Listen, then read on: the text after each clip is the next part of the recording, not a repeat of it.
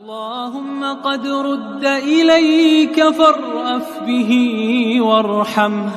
اللهم جاف الأرض عن جنبيه وافتح أبواب السماء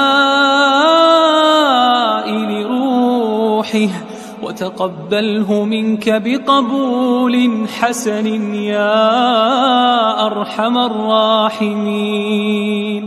اللهم اعف عنه كل خطأ ونسيان ونقه من الذنوب والخطايا بالغفران وجازه إحسانا بإحسان وأعتقه من النيران واحشره مع المتقين الأخيار.